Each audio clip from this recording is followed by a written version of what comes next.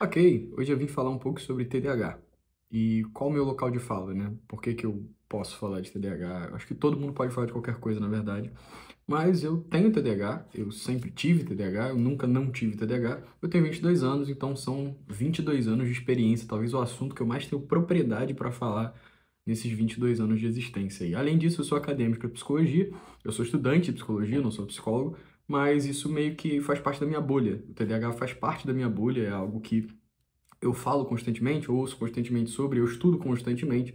Além disso, eu conheço muitas pessoas com TDAH, e isso também é uma certa característica do TDAH que eu pretendo falar sobre, mas de maneira geral é por isso. É porque eu tenho bastante experiência em ter TDAH, em tratar o TDAH. Eu vou falar hoje um pouco de como é que funciona a neurofisiologia mesmo do TDAH, como é que ele funciona no cérebro, como é que ele funciona no seu comportamento. Eu vou tentar dar alguns exemplos, que são exemplos da minha vida mesmo, para você tentar entender um pouco como é que é e talvez até te ajude se você possivelmente tem TDAH ou não. E eu vou falar sobre o TDAH de maneira geral, o que que ele é para mim, assim, como é que ele foi e atua na minha vida. Primeiro, o que que é o TDAH, né? O nome, ele quer dizer o quê? Ele quer dizer transtorno do déficit de atenção e hiperatividade. Primeiro, eu não gosto muito do nome, tá? Vou ser sincero com vocês. Em algum momento, talvez esse nome fez algum sentido. Por quê? O TDAH estava muito associado a crianças e principalmente o diagnóstico vinha muito na escola. Então, ele foi... Desculpa, cachorro. Caralho.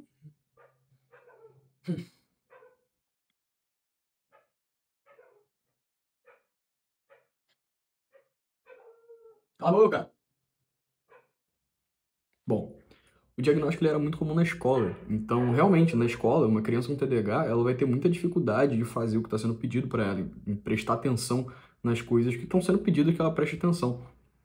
E o TDAH muitas vezes ele era associado, um dos sintomas, né, era repetir na escola. Então, tinha uma dificuldade muito grande em você diagnosticar um TDAH que não tinha repetido na escola. Inclusive, eu já passei por isso. Então, tipo, já teve uma psiquiatra que não me diagnosticou com TDAH porque eu nunca tinha repetido de ano. Porque eu sempre fui muito bem na escola, na verdade. Eu sempre tive muita facilidade com os estudos e por isso eu não poderia ter TDAH. Isso é um grande mito, porque não tem nada a ver. Então, por que que o TDAH geralmente ele é descoberto na escola, né? Existe ali uma dificuldade enorme em quem tem TDAH de regular a própria atenção, principalmente para algo que não é do seu interesse. Então, algumas pessoas perguntam: como é que você tem TDAH? Você consegue ficar horas jogando videogame ou horas fazendo algo que você gosta? Porque eu gosto. E é exatamente por isso que eu consigo. Então, não seria, na verdade, um déficit de atenção. É um transtorno de regulação de atenção, né? E essa regulação está muito associada ao que eu tenho interesse ou não. Vocês vão entender mais ou menos por quê quando eu falar um pouco do mecanismo fisiológico, né? O mecanismo cerebral do TDAH. Então, na realidade, o TDAH é como se tivesse atenção de mais, não de menos. Eu tento dar um exemplo para pessoas que não têm TDAH de como é que eu me sinto, né? Como é que é para mim ter TDAH. Então imagina que a gente está num restaurante e aí tem uma mesa do lado que está comemorando o aniversário, eles estão gritando e falando muito alto, e tem uma música ao vivo e um cara cantando, e tá tipo muito ruim, e garçons passando o tempo inteiro, pessoas chegando, o cheiro de comida e o ambiente, a temperatura do ambiente, o som que está tocando, tudo, tudo, tudo. E aí imagina que em meio a tudo isso a gente está tentando ter uma conversa. Você que não tem TDAH, talvez você já fique incomodado com essa situação que eu te falei. Mas, muito possivelmente, você vai conseguir manter uma conversa. Se ela estiver interessante ali naquele momento, você vai conseguir olhar para aquilo e ficar totalmente focado, né? É como se, para mim, todos esses estímulos que eu descrevi, a música, as pessoas, os cheiros, as cores, eles estivessem acontecendo ao mesmo tempo. Então, eu recebo tudo ao mesmo tempo e meu cérebro simplesmente funciona dessa maneira. Pô, todo esse caos, ele é transferido imediatamente para mim, sem que eu consiga filtrar nada. Então, vai ser muito difícil para mim manter uma conversa ali, vai ser muito difícil para mim não olhar para o lado toda vez que passa alguém ou toda vez que alguém grita, porque vocês vão entender por que um pouco mais quando eu explicar os mecanismos, né, cerebrais, fisiológicos. Tá, então o TDAH, ele não é pouca atenção, ele é muita atenção, por que que eu não consigo focar? Beleza, vamos lá. Como eu falei, é uma questão regulatória, é um transtorno regulatório. Então, existem dois tipos de dopamina no seu cérebro. O TDAH está associado primordialmente com a dopamina, tá? Existem dois tipos de dopamina. Dopamina tônica e a dopamina fásica. Qual é a diferença entre elas? A dopamina tônica é aquela dopamina que fica pingando o tempo inteiro. Então, é o seu nível basal de dopamina. Estou aqui, estou parado, não estou fazendo nada. Quanto de dopamina tem no meu cérebro? Vamos supor que tenha 10. Tem 10 de dopamina no seu cérebro enquanto você está parado, né?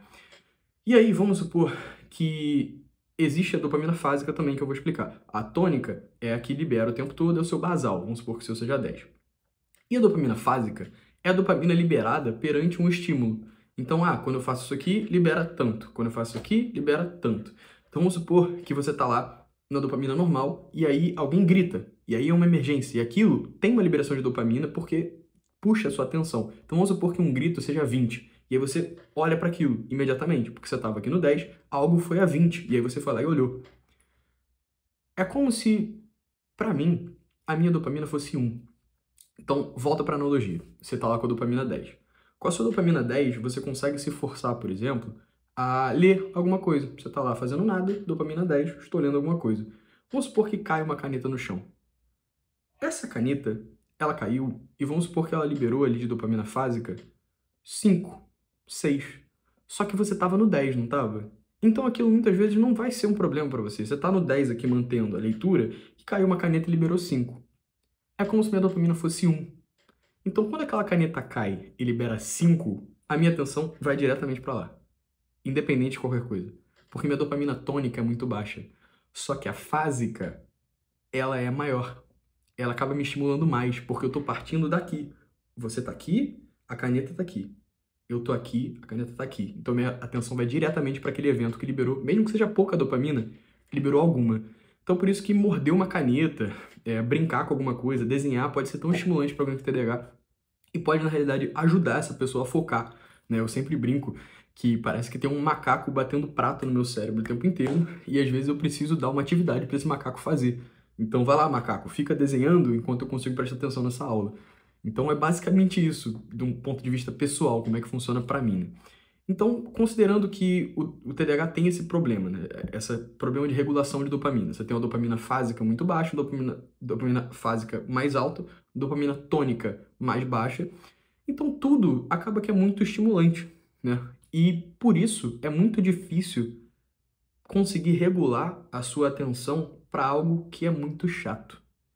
Porque brincar com a caneta pode ser 10 vezes mais legal para o meu cérebro do que estudar alguma coisa que eu preciso estudar.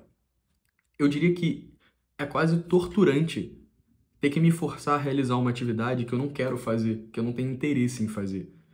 Então, esse é o mecanismo principal do TDAH, é a dificuldade de regular sua atenção e a dificuldade de filtrar distrações. Existe um teste que eu inventei do nada, que eu percebi, na verdade, por causa da minha primeira vez usando Ritalina, que pra mim faz muito sentido em relação ao TDAH. O TDAH ele não consegue regular distrações, né? Primeira vez que eu tomei Ritalina, eu sempre tive a experiência de estar sempre ouvindo alguma coisa, né? Estar sempre ouvindo uma música, ouvindo um vídeo no YouTube. E enquanto isso, eu ficava vivendo a minha vida normal. Então, sei lá, vou sair, vou andar na rua, vou treinar, sempre ouvindo alguma coisa. E a primeira vez que eu tomei Ritalina, eu estava ouvindo alguma coisa, estava vendo um vídeo, era um Flow Podcast, e eu comecei a ler alguma coisa no meu telefone, normal. Tô ouvindo e lendo ao mesmo tempo. Só que quando eu comecei a ler, o áudio parou. Então, tipo, eu comecei a ler e o áudio parou na hora, eu não entendi nada. Fica até o questionamento pra você. Quando você começa a ler alguma coisa, o que você tá ouvindo para ou não? Então, foi meu primeiro susto. E foi aí que eu descobri que pessoas comuns, normalmente, quando estão focadas em algo, regulam sua distração e bloqueiam as distrações. E não ouvem outras coisas. Eu não. Tudo que eu faço é ouvindo tudo ao mesmo tempo. Tá, mas e aí? É só isso? Você não existe foco de maneira geral? Existe, né? E o TDAH ele tem esse fenômeno também que se chama hiperfoco. Eu vi uma vez uma definição de uma gringa falando sobre TDAH são pessoas altamente apaixonadas e que são guiadas por interesse. E eu adorei essa definição, porque querendo ou não é uma característica dos TDAH de maneira geral. Se algo me interessa muito, tipo, muito, aí que a desregulação realmente mostra a sua face. Porque ao mesmo tempo que eu não consigo focar em nada, eu tenho muita dificuldade para fazer isso de maneira geral. Se algo me interessar muito, pode ter certeza que eu consigo ficar horas e horas e horas e horas naquela tarefa sem sentir fome, sem sentir vontade de ir ao banheiro, sem ouvir se me chamarem. Aí realmente o hiperfoco age. Quando existe um interesse muito grande, quando aquilo é muito dopaminérgico para mim, aí realmente eu consigo focar durante muito tempo naquilo. E quais os mecanismos da dopamina, né? O que que faz essa liberação acontecer, principalmente no TDAH? Eu vi isso há pouco tempo, inclusive, e eu achei muito interessante. Eu vi um cara falando sobre as 4 mecanismos de liberação de dopamina. O que que libera dopamina para o ser humano, né? E ele fala sobre incerteza, que entra também na questão de imprevisibilidade, né? Ele fala de o senso de maravilhamento. Então, quando você está maravilhado com alguma coisa, isso também libera dopamina. O senso de novidade. Então, quando algo é novo para você, o TDAH ele vai sofrer muito com isso também. As coisas novas são muito estimulantes e depois elas rapidamente decaem. E também... Calma aí que eu esqueci. Curiosidade. Então, quando você está muito curioso sobre alguma coisa, e aí você coloca, por exemplo, o TDAH frente ao uso de drogas, principalmente drogas que não são tão comuns, drogas alucinógenas, por exemplo, até né, marihuana, aí, que é uma coisa tão comum. Você tem tudo isso. Você tem ali a incerteza, você tem uma curiosidade, você tem, dependendo do seu efeito ali, até um senso de maravilhamento com o mundo, com as coisas, né? Então, acaba sendo... E tem a novidade, porque sempre é diferente, sabe? Sempre é diferente. Você sempre pode estar variando ali exatamente o que você está usando e tal. Então, é um prato cheio para o TDAH. Por isso que o TDAH ele tem que ter tanto cuidado com o uso de substâncias. Todas as substâncias, na verdade, né? Mas especialmente essa que eu falei, porque existe uma preferência, né, dos TDAHs por essa substância em específico, né? Isso já foi estudado, né? Existe uma preferência dos TDAHs por essa substância. Tá, beleza. Quais os sintomas principais, assim, do TDAH? Eu expliquei o mecanismo principal, eu expliquei como é que funciona no cérebro, dopamina tônica, fásica, regulação das distrações. Então, pô, esse teste que eu falei, inclusive, né, que foi algo que eu passei. Se você começa a fazer alguma coisa, outras coisas param, isso é um indicador. Se não parar, se você continua ouvindo tudo ao mesmo tempo, isso é um indicador que pode ser que indique que você tem TDAH. Não tô falando, não sou profissional, busca um profissional se você acha que você tem, se você se identifica com alguma coisa que eu tô falando nesse vídeo. Mas, e aí, né? Quais são os sintomas principais? E a realidade é que o TDAH, ele tem mais de 100 sintomas. Então, assim, é bem difícil você conseguir se diagnosticar, assim, sozinho, né? Existe uma ampla gama de sintomas, inclusive, que divide até alguns sintomas com outros transtornos, né, psicológicos, como bipolaridade, como autismo. Então, você vai ter um pouquinho de vários ali com você. O TDAH realmente é uma coisa muito comum, né? Estima-se que de 5 a 20% da população tem TDAH, e ele é mais diagnosticado realmente na adolescência, na infância ali, e alguns casos realmente tendem a se consertar se consertar quando a pessoa cresce, quando a pessoa vira adulta, né? Existe uma definição muito interessante, né, do Dr. Russell Barkley, que é uma referência em TDAH no mundo, que o TDAH ele tem o córtex pré-frontal referente a menos 1/3 da sua idade. Eu vou explicar. O que é o córtex pré-frontal? O córtex pré-frontal talvez seja, eu acho que é, na verdade, a região mais recente que a gente desenvolveu enquanto seres humanos. Então, é a região responsável pelo planejamento, responsável por se manter em algum objetivo de longo prazo, com conseguir projetar as consequências do que eu estou realizando hoje a longo prazo. Então, é como se fosse o gerente do seu cérebro. É como se fosse o gerente da sua vida, o coordenador. E imagina que o seu cérebro ele tem vários departamentos. Ele tem o departamento de RH, o departamento comercial, o departamento financeiro, e aí são os departamentos do seu cérebro. E aí você tem o diretor da porra toda. É o cara que tá ali coordenando tudo para que todo mundo trabalhe em prol de um mesmo objetivo. No caso do TDAH, é como se esse diretor não gostasse muito de trabalhar. Então não é nem que ele tá sempre de férias, às vezes ele tá de férias mesmo, mas ele não gosta muito de trabalhar. Não é sempre que ele tá ali, ele sai muito para fumar cigarro, entendeu? Ele não tá muito presente. E aí, do nada, pode ser que o cara do RH esteja lá no setor financeiro comendo a secretária. Eu sei que é um exemplo extremo, mas é a mais pura realidade. É como se você não tivesse algo que está ali coordenando as áreas do seu cérebro em prol de um objetivo. E aí você fica muito guiado pelo que você quer fazer, pelos seus interesses. e você tem uma alteração de humor, por exemplo, né? Vou citar alguns sintomas aqui, por exemplo. Desregulação emocional, dificuldade de lidar com as próprias emoções, principalmente emoções negativas, então rejeição, tristeza, emoções negativas de maneira geral, desregulação emocional. Existe um também que é sobrecarga sensorial, que é isso que eu falei para você, por exemplo, do exemplo do restaurante, que eu citei vários exemplos. Isso também é muito comum nos autistas também, né? Hoje em dia é um espectro, né? Asperger, etc. Mas autista ainda é aceitável. Então é muito comum em autista também. Você tem essa dificuldade com muitos inputs sensoriais, muitas coisas acontecendo ao mesmo tempo. O TDAH também tem, porque ele não consegue filtrar essas distrações. Então ele pode tanto prosperar em ambientes caóticos, como ele pode não suportar ambientes caóticos. Existe uma variação muito grande aí, como eu falei, são muitos sintomas, são muitos tipos. Estima-se, o Dr. Amen, que é um psiquiatra americano muito famoso, ele fala sobre 6 tipos de TDAH. Eu não consigo pensar nesses 6 tipos, eu não estudei o suficiente em relação a isso. Você não vê muito disso sendo falado no Brasil. No Brasil não fala-se muito sobre tipos de TDAH, mas os primordiais são o desatento e ansioso, o desatento hiperativo e ansioso. Então seria basicamente esses 3 tipos aí. Você pode ser desatento e não ser hiperativo, você pode ser desatento e hiperativo, você pode ser desatento, hiperativo e ansioso, que é o meu tipo, que é uma coisa maravilhosa, né? É incrível a minha vida, maravilhosa de TDAH. Mas enfim, esses tipos vão acarretar coisas diferentes, né? Geralmente o hiperativo, por exemplo, ele vai ter esse negócio de não conseguir ficar muito tempo parado.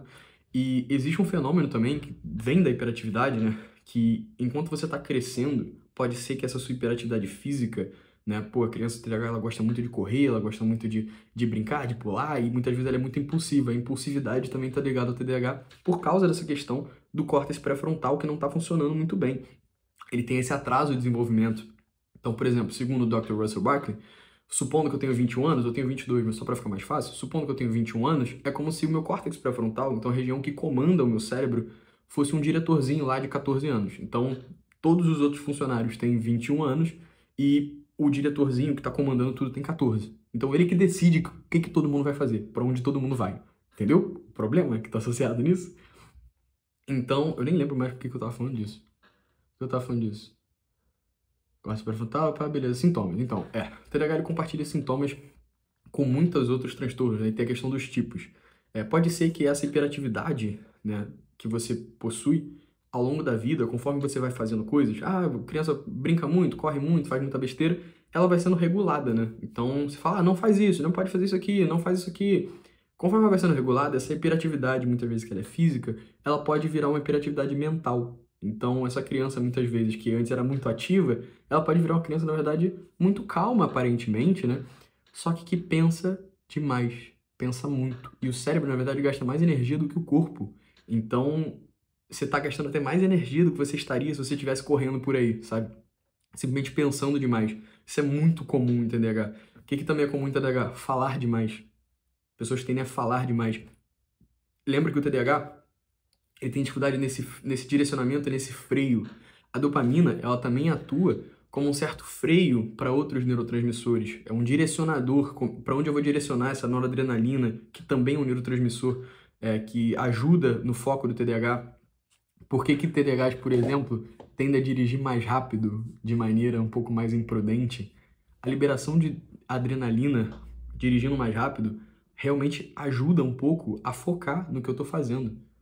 Então, aquela adrenalina mais alta vai permitir que eu esteja mais engajado na atividade de dirigir. Pode ser que eu dirija melhor, mais rápido, mesmo contando com o risco, do que se eu dirigisse mais devagar, de maneira mais desatenta. E aí eu poderia acabar causando um acidente, não porque eu estou rápido, mas porque eu não estou prestando atenção. Então, existem várias nuances aí, né? O que uma alteração... Na verdade, são várias alterações, são mais de 20 genes associados, uma hereditariedade absurda, chega a 80% se os 2 pais tiverem TDAH. Mas o que 20 genes ali fazem, né, com o comportamento de um indivíduo, né? E é bem por aí essa questão de regulação emocional, dificuldade com disciplina, dificuldade de fazer o que não se quer, né? Todo mundo tem isso também, mas você tem que perguntar se isso se aplica a todas as áreas da sua vida, tá? Quando você está no TDAH, não é só eu tenho dificuldade de focar quando eu estou estudando Bioquímica Industrial 4. Cara, se não se aplica ao resto da sua vida, possivelmente não é TDAH, tá? Tem que se aplicar a tudo. Eu tenho dificuldade até de iniciar atividades que eu gosto. Eu tenho dificuldade de levantar da cama para tocar, por exemplo, né? Eu toco música eletrônica. Pô, eu tenho dificuldade de fazer isso e eu gosto de fazer isso, entende? Então, tipo, é um pouco mais complexo do que isso. O diagnóstico, ele demora para ser fechado. Eu tô fazendo esse vídeo para você tentar entender um pouco mais como funciona a minha mente e a mente de quem tem TDAH, principalmente, né? Então, falei da desregulação emocional, falei de dificuldade com a disciplina, dificuldade de regulação atencional, né? Eu diria realmente que o TDAH, ele é um transtorno de regulação. Se é uma dificuldade de autorregulação, absurda. Regular a atenção, regular comportamento, regular qualquer coisa na sua vida fica muito difícil. É difícil se planejar para o futuro. Existe um nível, o TDAH ele acaba tendo um nível de insucesso profissional muito maior, né, na vida, por não conseguir muitas vezes fazer o que planeja. O TDAH ele tem maior chance de se churrascar também. Isso é algo que não é muito falado, mas é real. Se você pensar que 50% dos churrascamentos são feitos enquanto as pessoas estão alcoolizadas, é como se o TDAH estivesse o tempo todo levemente alcoolizado. Porque o córtex pré-frontal é a região mais afetada pelo álcool, né? Você bebe, a sua inibição diminui, seu córtex pré-frontal reduz a atividade. E aí, o álcool ele é uma substância muito curiosa, né? Porque se você pensar, é a substância perfeita. Ao mesmo tempo que ele reduz a ansiedade, aumentando o GABA, ele também libera dopamina. Então também te deixa mais eufórico, né? E o TDAH é bem por aí. Porque ao mesmo tempo que você tem menos atividade no córtex pré-frontal, as coisas que são dopaminérgicas, que liberam dopamina, liberam muita. Então tudo fica tipo, sabe? É mais ou menos por aí.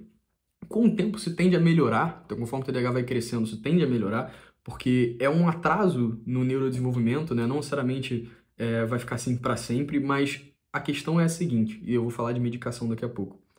Quando você passa a sua vida inteira agindo de uma maneira, é muito difícil mudar esse comportamento depois de anos.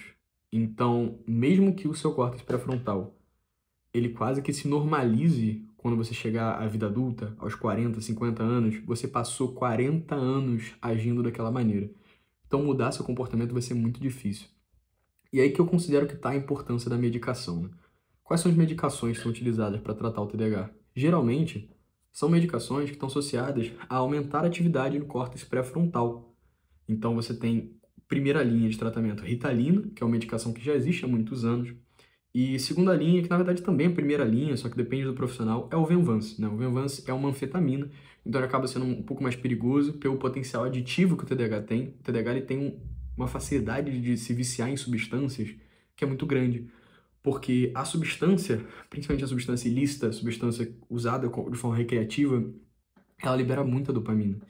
Então, existe até um fenômeno que é o TDAH utilizar alguma substância, então que seja, né, ou seja um Venvance ali, de maneira recreativa, e enquanto está todo mundo elétrico, doidão, ele está se sentindo normal. E aí para ele é incrível, porque ele está vendo o mundo de maneira normal e tá tudo bem, mas tá todo mundo usando para se sentir louco, e ele tá usando para se sentir normal. Você entende o problema que existe nisso? Você entende o risco associado? Então, essas duas medicações aumentam a dopamina e a noradrenalina de maneiras diferentes no cérebro, por mecanismos diferentes, mas ambos funcionam mais ou menos da mesma maneira, assim, aumentando a dopamina. Isso te ajuda a regular o seu comportamento, ajuda a fazer as coisas que você precisa fazer, ajuda a você viver de maneira geral, de maneira normal. Por isso que o uso recreativo de Venvance, por exemplo, ele é tão perigoso, porque isso ferra muito com a vida de quem tem TDAH. O Venvance hoje em dia está muito caro, muito, muito caro, sabe? Então, tem muita gente comprando e a oferta não aumenta. É uma medicação importada. Existem estudos que sabem quantas pessoas realmente têm TDAH e realmente usam. Existem receitas controladas, então sabe-se mais ou menos o uso daquele medicamento. E tem muita gente por aí comprando por fora, ou muita gente que não tem conseguindo receita para comprar. E isso ferra com todo mundo que tem TDAH. Isso aumenta o preço dos medicamentos, isso ferra com a gente de maneira geral. Então, essa situação medicamentosa aí do TDAH. E quem tem TDAH, situações dia a dia, né, muito comuns, é esquecer uma chave em casa. Eu vou dar um exemplo meu, por exemplo. Ontem eu tranquei o carro com a chave dentro. Eu fui no posto de gasolina e eu tranquei o carro com a chave dentro.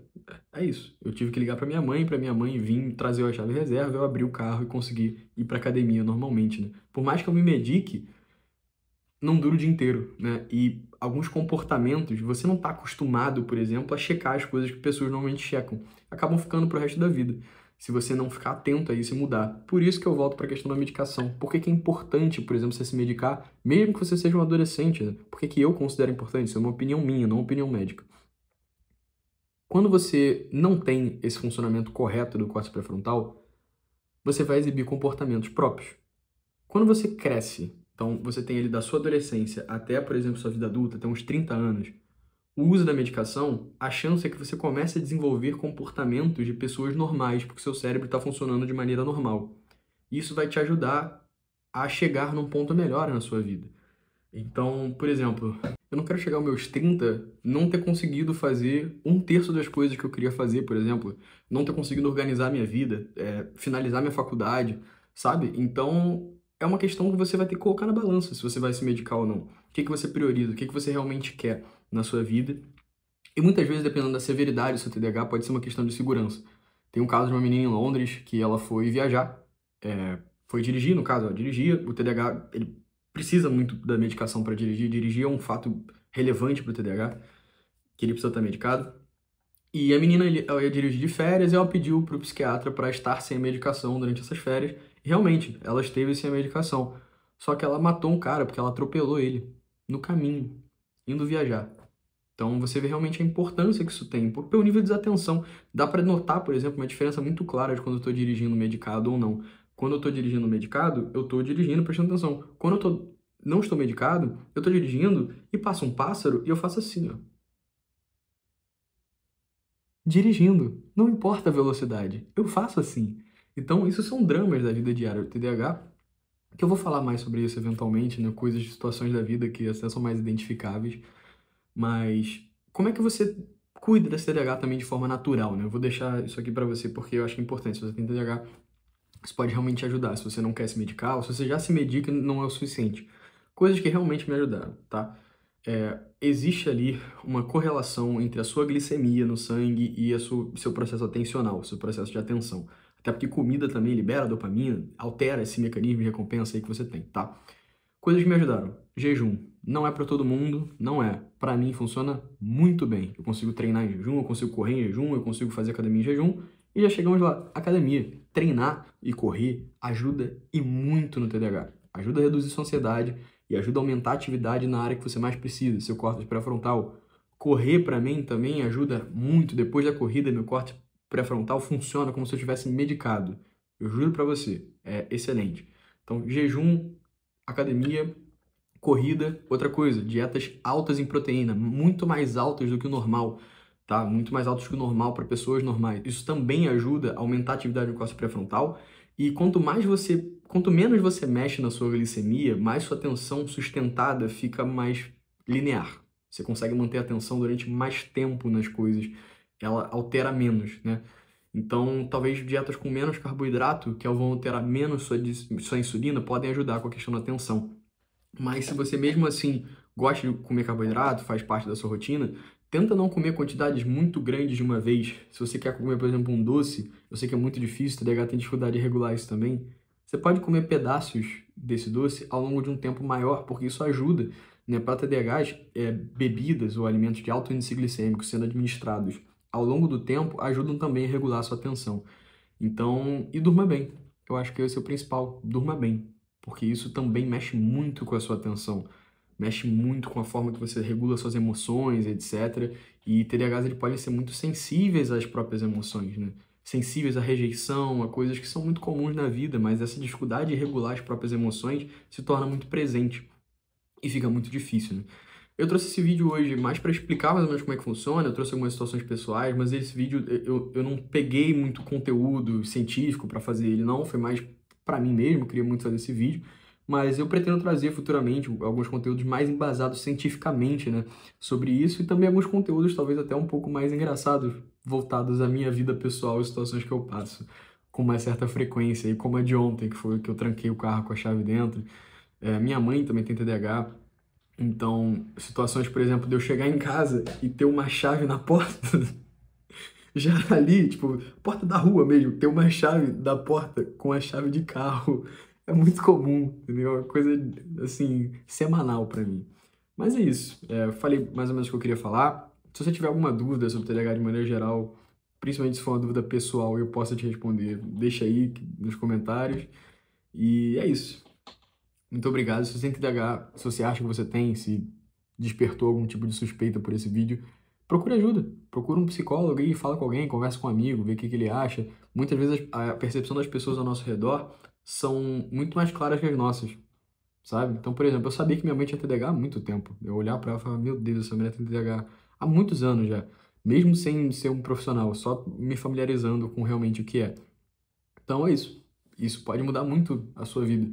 Eu, pelo menos, já ajudei 6 pessoas a conseguir o próprio diagnóstico de TDAH, porque eu olhei para a pessoa e falei, tu tem TDAH. E aí, essa pessoa foi atrás do diagnóstico, conseguiu realmente, começou a se medicar, e a vida dela mudou, como mudou a minha também. Não é mágica, tá? A vida não muda assim magicamente, mas melhora muito. E a questão é realmente melhorar. Não precisa ser perfeito, só precisa melhorar um pouquinho que vai ficar bom para todo mundo, tá bom? Obrigado e até.